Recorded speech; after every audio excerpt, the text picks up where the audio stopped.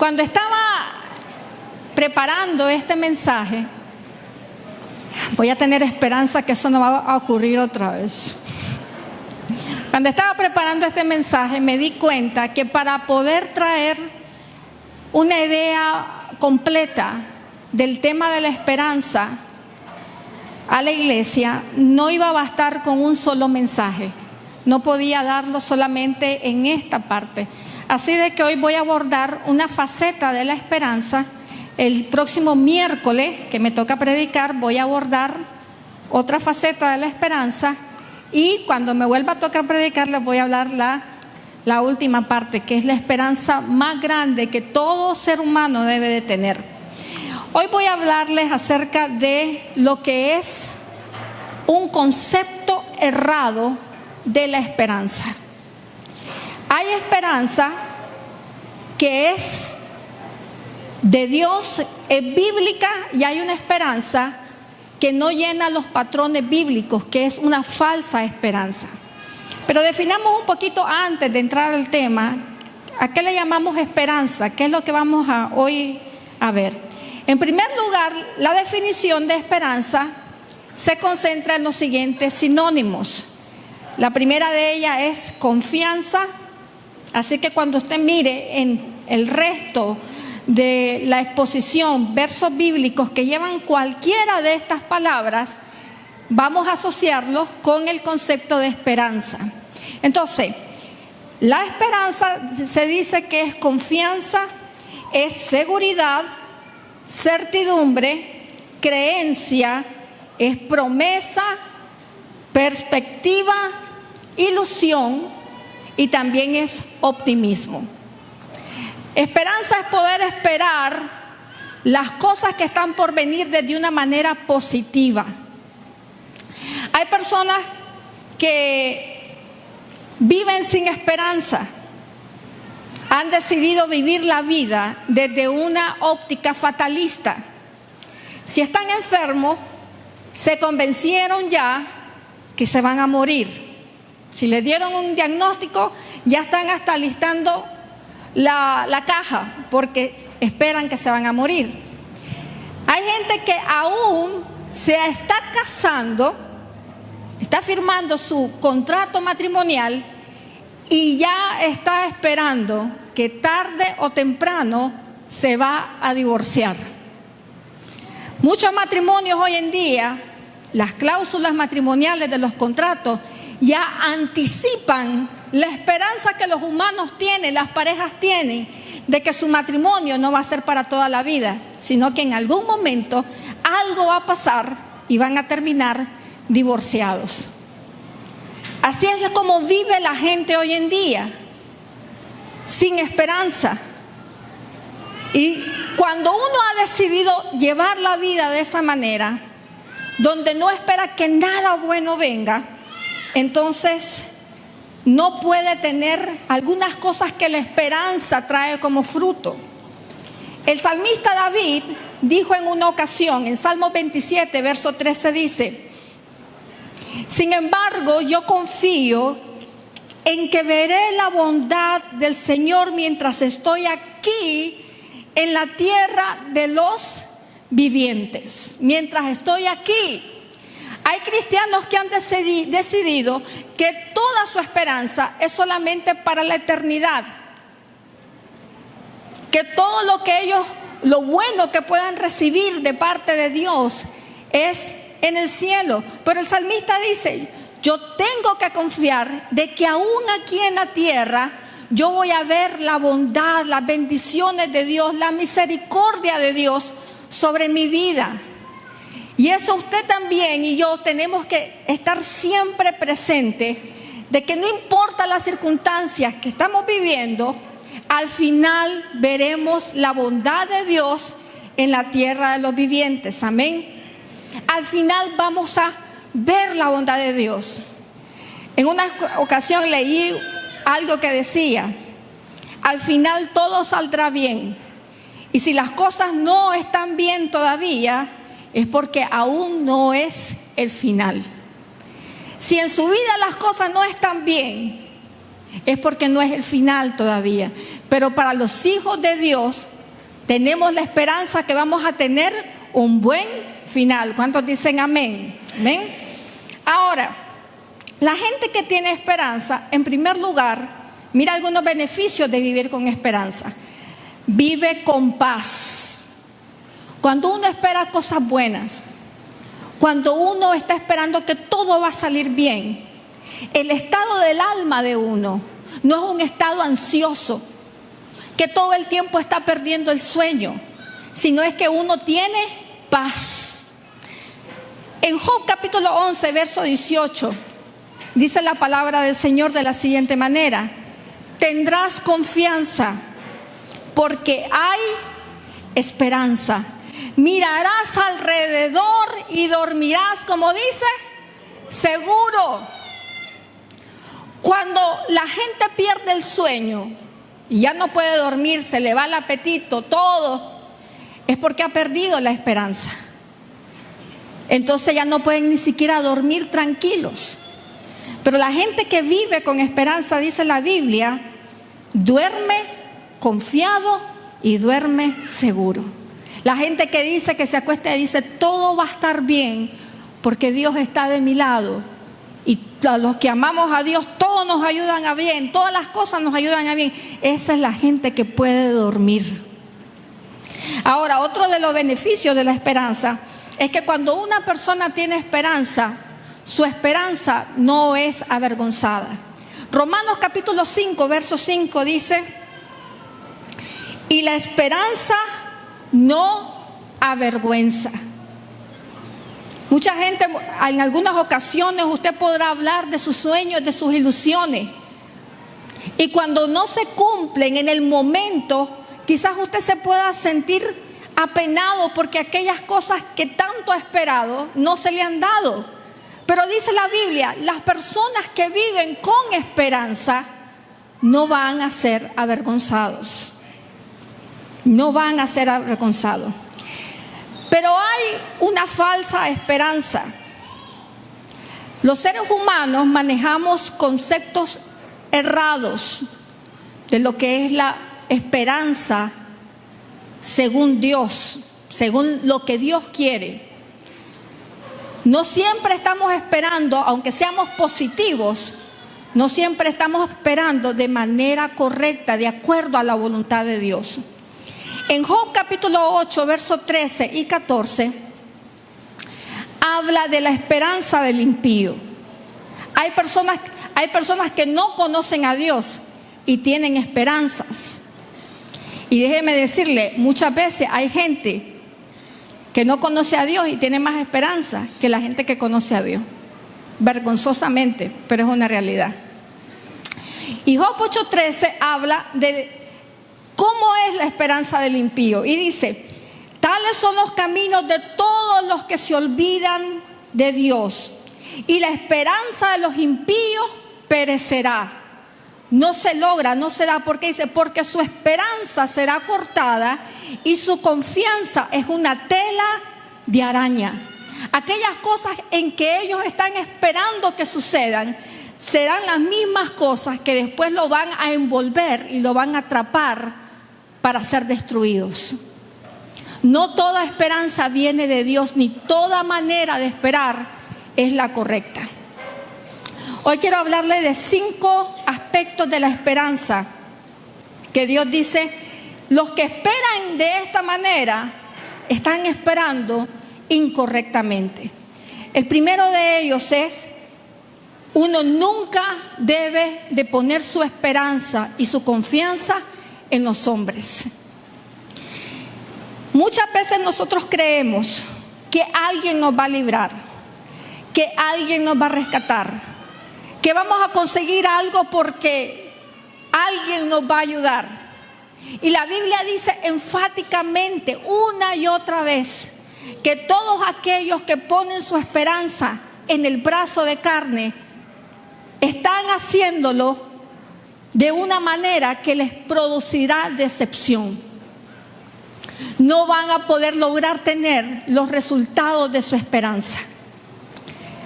En una ocasión, cuando estaba tenía 19 años, mi mamá me dijo algo. Mi mamá me dijo: Carolina, yo a usted no le voy a pagar sus estudios universitarios. Mi mamá estaba enferma y me dijo: yo no te voy a poder pagar, tú tienes que ir a trabajar para poder tener tu carrera universitaria. Yo ya no puedo. Tenía 19 años. Entonces dije: bueno, aquí no tengo de otra, yo tengo que buscar un trabajo para que el trabajo me dé plata para poder estudiar. Entonces recuerdo que todo lo que escuchaba alrededor, toda la gente que ya me estaba viendo, que iba a empezar mi vida laboral, que quería empezarla, me decían: no, sos bachiller, no conoces a nadie, no tenés conecte. Aquí, si tú quieres un trabajo en Nicaragua, solo con conecte lo vas a conseguir. Y ese es el tipo de pensamiento que predomina muchas veces en nuestras sociedades o en el mundo entero, que solo a través de la ayuda del hombre uno puede conseguir algo. Y dice Salmos 40, verso 4, mire aquí, dice: bienaventurado el hombre que puso en el Señor su confianza. ¿Usted sabe lo que significa esa palabra bienaventurado? Significa 3 veces dichoso. Algunos de ustedes vieron la noticia de la dichosa, ¿verdad? Ustedes vieron qué dichosa se sentía. Bueno, el que pone su confianza en el Señor es 3 veces dichoso. Pero dice, es aquel persona que no mira a los soberbios ni a los que se desvían tras las mentiras. No está poniendo su esperanza en las manos de un hombre. Y en medio de mi juventud, una fe surgió de mí y pensé: no importa que yo no tenga conecte, yo tengo el conecte de los conectes. Ese es el que me conoce y ese es el que me va a dar el trabajo. 2 semanas dilaté consiguiendo un trabajo. Porque cuando uno pone su confianza en el Señor, no es avergonzado. Pero si usted pone su confianza en los hombres, usted está en serios problemas.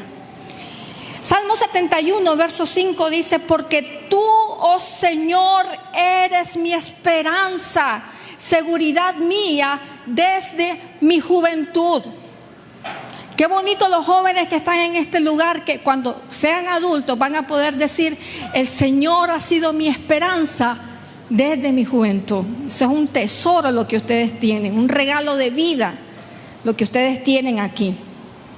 Ahora, Salmo 91, 12 también dice: diré yo al Señor, esperanza mía y castillo mío, mi Dios, en quien confiaré. Y cuando hablamos de no poner la confianza en el hombre, también es importante que usted incluya dentro de esos hombres o dentro de esas mujeres a una persona y se incluya a usted mismo. Hay personas que no confían en otras, pero tienen una confianza excesiva en ellos mismos. Creen de que su dinero, que su belleza, que su inteligencia, que sus grados, posgrados, es todo lo que necesitan para tener en la vida paz, seguridad y alcanzar todo lo que quieran. Y eso no es así. La Biblia dice: ¿has visto hombre sabio en su propia opinión? Más esperanza hay de un necio que de él. Una persona necia tiene más esperanza que aquella que cree de que su sabiduría, su fuerza, que su talento, su belleza es la que lo va a promover. Más esperanza dice hay de una persona necia que una persona que confía en sí misma. La segunda razón, o la segunda manera de tener una esperanza incorrecta de acuerdo a las Escrituras es la siguiente. Uno nunca debe esperar cosas que van en contra de la ética moral de Dios. Usted no tiene ni idea, o tal vez sí la tiene, de las cosas que la gente espera en la vida y aún le pide a Dios que pasen, que son pecado. En una ocasión mi esposo nosotros lidiamos con una persona que le escribió a él alrededor de 5 años. Le escribía cartas de amor y le escribía. Entonces, en una de las cartas, fue una casi de las últimas, ella le mandaba chats por todos los medios. Abría Facebook falso para seguirle escribiendo. Casi 5 años tratamos con esto. Entonces, una de las últimas cartas me llamó la atención, porque ella le decía a él, yo sé, le decía, escuche esto, yo sé que hay cosas que son pecado, que son sagradas y que yo no puedo tocar, pero yo tengo una esperanza y esperaré y esperaré. Cuando yo leí esto dije, uy, están esperando que me muera, de verdad. Alguien quiere alguien me quiere mandar a la otra vida para realizar su esperanza. Mira, hermano, muchas veces tenemos esperanzas absurdas y que son pecado a los ojos de Dios. Y uno debe de estar claro que Dios nunca va a respaldar una esperanza en el ser humano que tenga o esté envuelta en deseos de pecado. Por eso es que la Biblia dice, muchas veces desean y no obtienen lo que desean, porque lo que piden, lo piden para gastar en vuestros deleites y pecados. Y entonces hay gente que se sienta a esperar que Dios lo bendiga, y Dios no lo bendice porque sabe que en el momento que le da lo que esperan, se pierden en pecado. Porque la esperanza bíblica nunca va a respaldar un deseo, una esperanza que tenga que ver con pecado. Yo he escuchado cosas increíbles en el tiempo que he estado en el pastorado, gente que dice, por ejemplo, se va a ver con alguien y van en el camino pidiéndole a Dios que lo proteja en el camino, y tal vez se van a ver con una persona que no es su esposa, su esposo.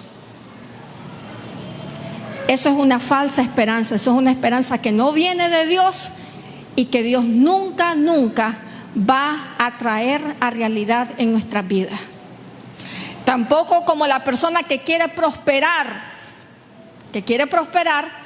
pero usa medios de prosperidad como el robo, el hurto, la estafa. Puede tener toda la esperanza del mundo que quiera, de que algún día va a ser millonario, pero si los medios que está usando para obtener lo que está esperando son pecado, Dios no va a respaldar esa esperanza. Mire lo que dice la Biblia en Salmo 112, verso 10.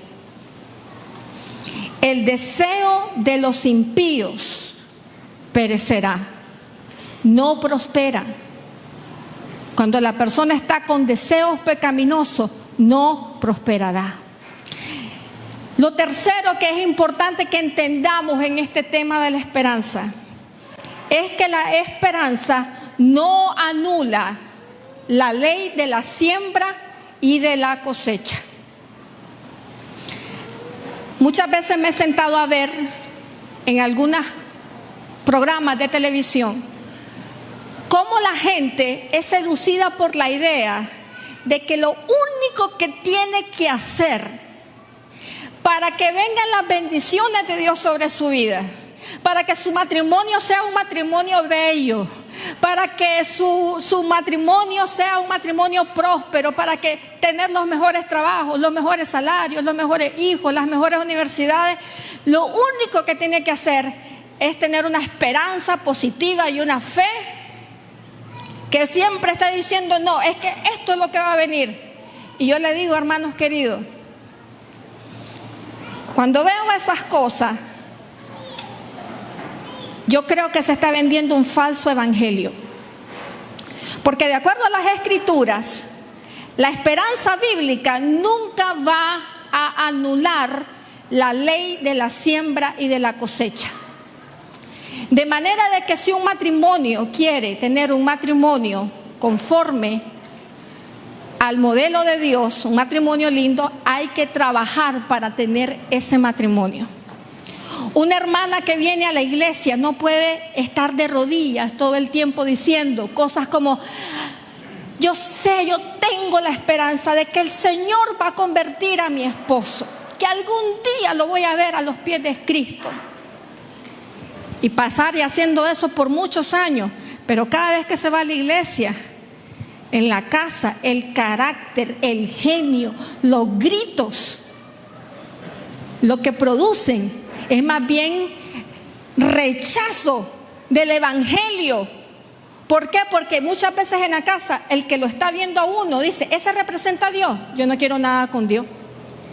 Entonces usted puede tener toda la esperanza que usted quiera, pero si su siembra es mala, su cosecha será mala también.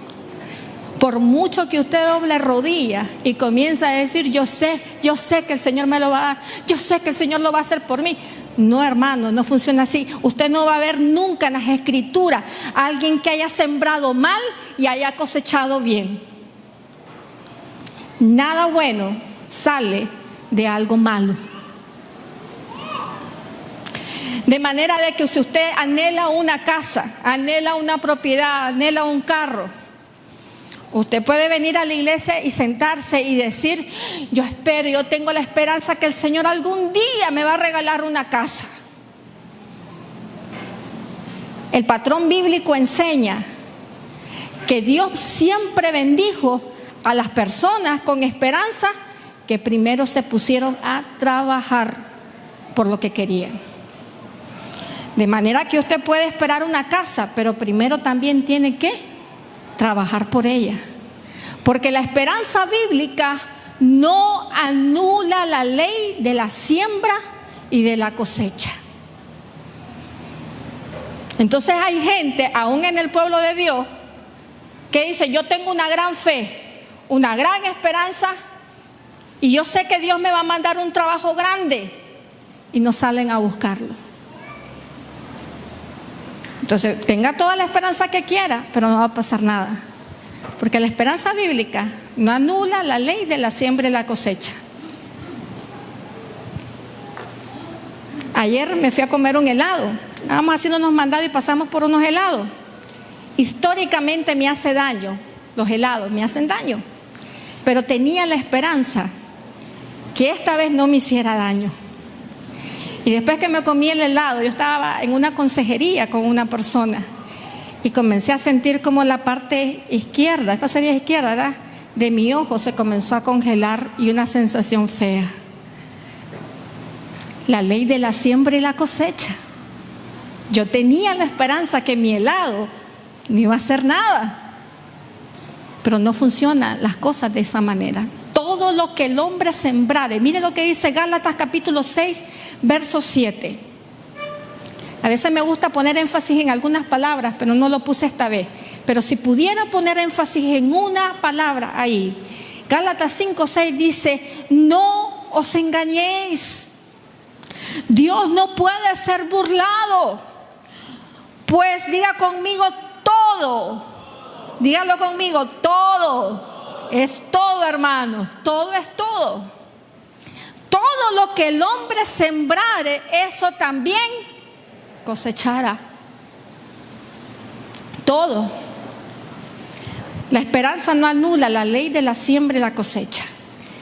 Mi esposo me dijo cuando me vio preparar el mensaje, me dice: hágame un favor, sáqueme a la gente con esperanza. Espero estar logrando el objetivo. Si usted no sale hoy con mucha esperanza, venga el miércoles y le voy a enseñar cómo se tiene la verdadera esperanza bíblica.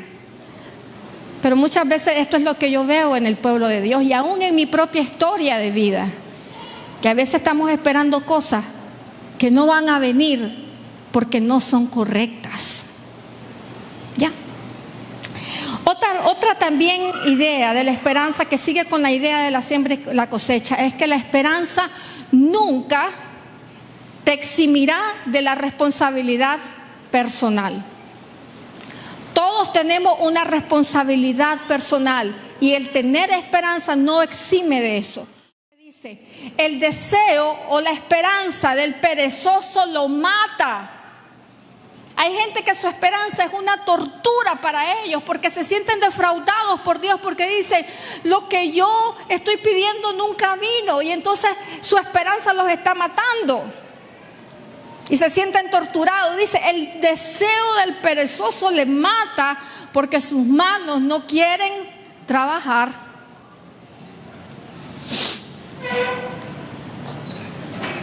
Hay personas muchas veces, o actuamos así en la vida, tenemos esperanza, pero no queremos poner las manos a la obra. La esperanza bíblica no nos eximirá de la responsabilidad personal. La siguiente idea sobre la esperanza, que no es esperanza, la esperanza bíblica tampoco te exime de la consecuencia del pecado. No te eximirá, no te librará de las consecuencias del pecado.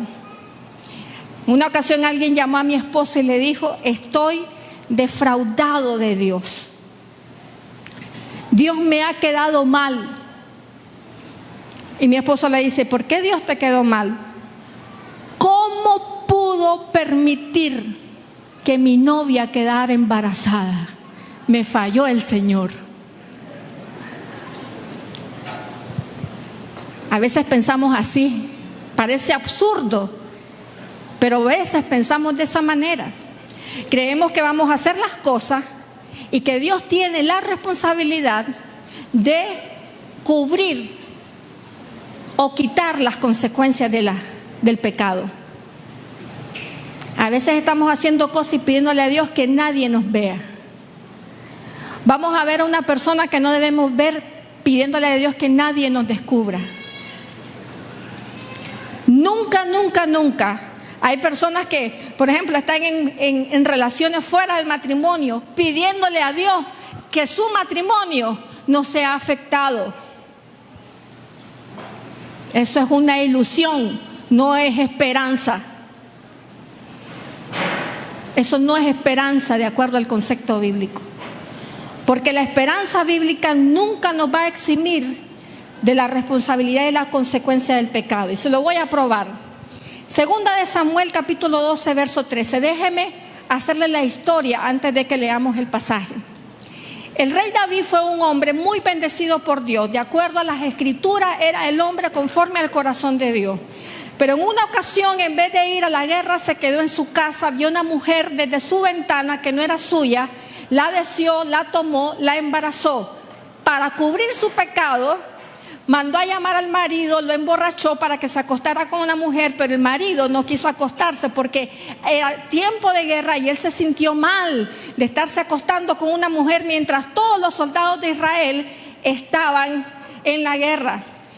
Cuando David vio que no podía cubrir su pecado, entonces tuvo otra idea. Lo mejor que podía hacer era matar al hombre. Mató al esposo de esta mujer, cubrió el pecado y la mujer comenzó un proceso de embarazo. Pasaron meses y David no se arrepentía de su pecado, y entonces entra en acción un profeta que se llama Natán, que viene con un mensaje de parte de Dios y le dice a David, le comienza a contar una historia de David, este profeta, y le dice, había un rey, había un hombre rico que tenía muchas ovejas, y había un hombre pobre que solamente tenía una oveja. Pero un día el hombre rico necesitaba hacer una fiesta, y entonces en vez de agarrar una de sus ovejas, tomó la única oveja del hombre pobre y la mató. ¿Qué se debe hacer con ese hombre perverso? Y el rey David dijo, hay que matarlo. Entonces Natán le dijo, bueno, ese hombre es usted. Porque usted podía tener todo lo que usted quisiera, pero usted ha decidido quitarle la única mujer a este soldado y matarlo. Y su pecado ha sido abominable delante de Dios. Entonces dice la Biblia que David rasgó su vestidura, que era una señal de arrepentimiento, se vistió de cilicio, que era una tela áspera, ¿verdad? Con ceniza, se regó de ceniza en señal de arrepentimiento, hizo ayuno y le pidió perdón al Señor. Cuando David le pide perdón al Señor, dice: pequé contra el Señor. Reconoce su pecado. Cuando Dios ve que David está arrepentido, le dice a Natán: regrese, tengo un mensaje para él. Y Natán le dijo a David: también el Señor ha remitido tu pecado. En otras palabras, lo ha perdonado. Dios perdonó tu pecado porque vio que te arrepentiste. Pero le dice: no vas a morir, pero tu pecado no va a quedar sin consecuencia. Va a haber consecuencias de tu pecado, porque por causa de tu pecado los enemigos del Señor ahora blasfeman contra Dios. Y le dice: y la consecuencia de tu pecado será que tu hijo va a morir. Él había sido perdonado, pero no fue exento de las consecuencias de su pecado. No creamos, hermanos, que el tener la esperanza de que voy a hacer algo malo y quizás nadie se dé cuenta, o quizás no va a haber consecuencias si hago esto, es algo que usted tiene que decir: yo estoy esperando eso. Porque de acuerdo a la esperanza bíblica, la Biblia dice: el alma que pecare, esa morirá. La paga del pecado, ¿qué es? Es la muerte. Todo pecado tiene su consecuencia. Y usted ya está perdonado. David estaba perdonado. Pero eso no quería decir que él no iba a tener las consecuencias de sus pecados. Hay gente que piensa y espera. Está pecando y está diciendo: espero que nadie sepa esto. Espero que esto me salga bien, que no me atrapen. Y están estafando, están robando, haciendo un montón de cosas con la esperanza de que su pecado no los alcanzará. Eso es una falsa esperanza. También, y ya por último, la esperanza bíblica es aquella que se somete a la voluntad soberana de Dios. La esperanza bíblica es aquella que se somete a la voluntad de Dios. Muchas veces creemos que nuestra esperanza, nuestra fe en algo, tiene que tener el brazo de Dios torcido o doblega el brazo de Dios para que Dios haga lo que uno quiere. Y la voluntad de Dios muchas veces no tiene nada que ver con lo que nosotros estamos esperando. La Biblia dice que así como son de altos sus caminos, dice, los cielos de la tierra, así son más altos sus caminos y sus pensamientos. Hay veces uno quiere ciertas cosas de Dios y Dios no la va a dar por mucha fe y por mucha esperanza que usted tenga sobre un tema. La soberanía de Dios tiene la última palabra. Y la esperanza correcta que debemos tener los hijos de Dios es una esperanza que se sujeta a la voluntad de Dios. Es una esperanza que tiene humildad para decir: Señor, no es lo que yo quiera, sino lo que tú quieres. En el Getsemaní Jesús tenía la esperanza de que el Padre lo librara de la cruz. Y oró y le dijo: Señor, pasa de mí esta copa, pero no sea lo que yo quiero, sino lo que tú quieres. El Hijo de Dios orando con humildad, diciéndole: Señor, no es lo que yo quiera, es lo que tú quieres.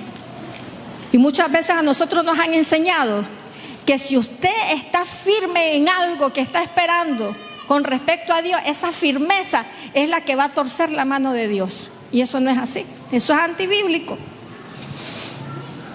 Mire lo que dice la Biblia en Santiago capítulo 4, versos 13 al 15.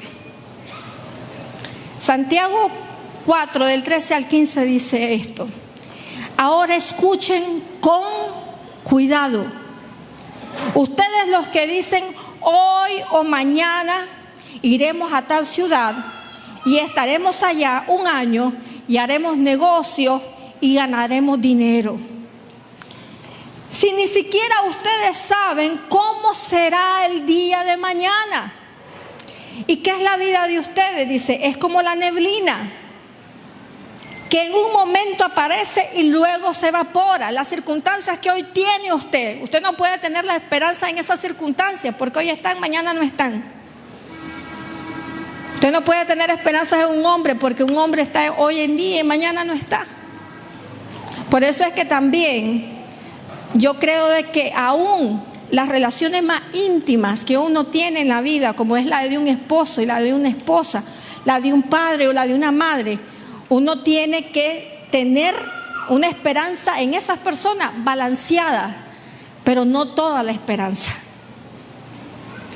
Hay mujeres por eso que su mundo se acaba y se destruye cuando un hombre la deja. O hombres que se acaban y se destruyen cuando una mujer los deja, porque depositaron en una sola persona, que dice la Biblia que es como la neblina, que hoy está y mañana se evapora. Depositaron toda su confianza. Aunque uno debe de depositar una cuota de confianza en la gente que está con uno, no debe depositar ahí toda su confianza, porque hoy está y mañana no. Por eso es que la Biblia dice, aunque mi padre y mi madre, están hablando aquí de las personas más cercanas al corazón de un ser humano, aunque ellos me dejaren, con todo el Señor me recogerá. Toda nuestra confianza tiene que estar puesta en una sola canasta, y esa es la canasta de Dios.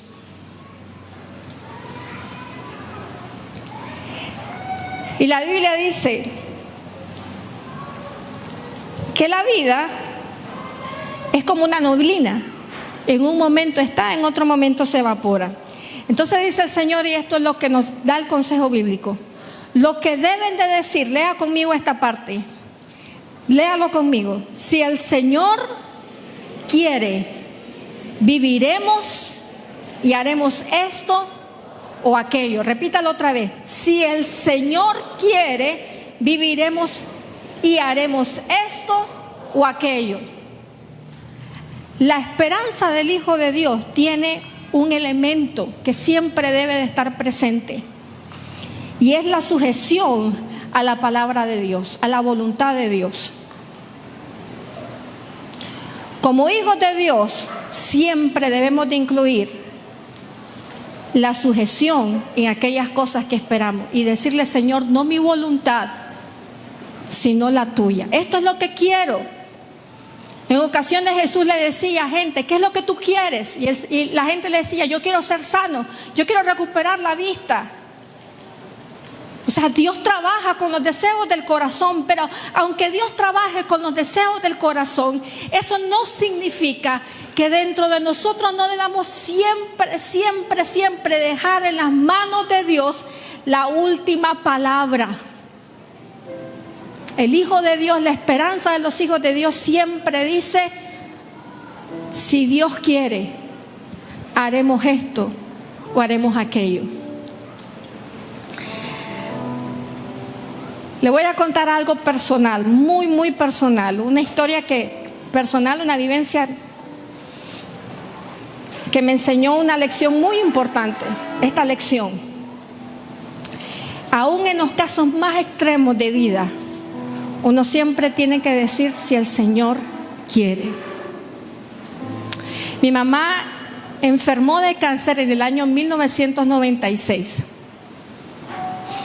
y sobrevivió al cáncer 5 años. Era un cáncer que la desbarató. O sea, yo he visto gente que tiene cánceres localizados en la mama, en alguna parte del cuerpo, pero el de mi mamá era completo. Empezó en sus mamas, se le trasladó a la columna vertebral, estuvo 5 años sin caminar, y por último su cáncer se extendió a los pulmones. En esos 5 años, usted no tiene la idea de lo disciplinada que se volvió la familia para orar, ayunar, confesar, proclamar, declarar, hacer guerra espiritual y todo lo que a usted se le pueda ocurrir. Ayunos, vigilias, oraciones, de todo. Entonces un día llega a mis manos un libro que se llama Cuando lo que Dios hace no tiene sentido, del doctor Dobson. Es un libro donde él explica la idea de que muchas veces Dios va a permitir cosas que uno no quiere pasar para cumplir propósitos mayores en nuestras vidas. Y cómo el Hijo de Dios siempre debe de estar abierto a los planes y a los propósitos de Dios, independientemente del sufrimiento que esté pasando. Porque hay gente que les toca sufrir y no fue por pecado. Hay gente que sufre porque tiene consecuencia de pecado. Hay otras que están sufriendo porque la voluntad de Dios así lo permitió. Y no es pecado. Yo recuerdo cuando mi mamá estaba enferma, montones de gente llegaban a ungir la casa y a ver quién de nosotros estábamos endemoniados para encontrar la razón por la que mi mamá estaba enferma. Si eso fuera así, Pablo nunca se hubiera enfermado y le hubiera dicho al Señor: Señor, quítame este aguijón en mi carne. Si eso fuera así, Pablo nunca le hubiera dicho a Timoteo: bebe un poco de vino para tus dolores estomacales, porque el hombre estaba enfermo. Hay personas que todo lo asocian con pecado, pero no todo sufrimiento en la vida del cristiano es pecado, son propósitos de Dios, de los que Dios va a sacar lo mejor para nosotros, amén. Lo mejor, a los que amamos a Dios, todas las cosas nos ayudan a bien. Cuando yo le di a leer este libro a mi mamá me lo regresó y me dice: Tomá, esto no me dio fe, no me gustó. Y yo, bueno, fallé y agarré mi libro. Pero mi tía me contó que esa semana que ella leyó el libro, ella se puso a pensar en algo y ella le dijo al Señor: Señor, yo nunca te he consultado en este tema de mi vida cuál es tu voluntad. No lo he hecho. ¿Y qué es tu voluntad para mi vida? Y dice que cuando leyó ese libro entendió que ella tenía que cambiar su oración y decirle: Señor, si es tu voluntad sanarme, sáname. Si es tu voluntad llevarme, llévame. Una semana después de mi mamá haber hecho esa oración, el Señor se la llevó. Y hoy ella está mejor que todos nosotros aquí. Porque este es el problema de nosotros los cristianos, que nosotros creemos que la muerte es la peor maldición que una persona puede tener o pasar. Pero la Biblia dice, Pablo dice: ¿dónde está, oh muerte, tu aguijón? ¿Dónde, oh sepulcro, tu victoria? Y dice: para mí el morir, dice, el vivir es Cristo y el morir es ganancia.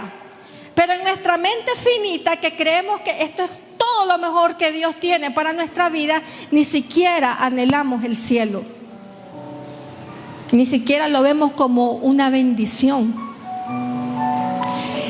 Y esa semana mi mamá falleció. Y ahora yo me pongo a pensar, si ella hubiera hecho esa oración desde el principio, usted no tiene ni idea de lo que fue vivir 5 años viendo a una persona en dolor todos los días de su vida. Yo recuerdo que en una de las quimioterapias de mi mamá, la lengua, usted sabe que todos tenemos como un terciopelo en la lengua, ¿ok? En una de las quimioterapias, quiero aclarar, ya las quimioterapias, estoy hablando del año 96, 97, ya no son iguales. Pero en una de ellas la lengua se le quemó y se le quitó todo lo que es la piel de la lengua, completamente el órgano en vivo. Y yo me pongo a pensar, a lo mejor se hubiera ahorrado mucho sufrimiento cuando una sencilla oración como: Señor, que se haga tu voluntad y no la mía, se eleva al cielo. Quizás usted está pidiendo cosas y está esperando que Dios haga cosas y usted está firme ahí diciendo, esto es lo que yo quiero. Pregúntele mejor al Señor, Señor, ¿esto es lo que tú quieres? Y ponga su confianza y su esperanza en la voluntad de Dios, no en su voluntad. Es lo que Dios quiera. Es lo que Dios quiere hacer con nuestras vidas.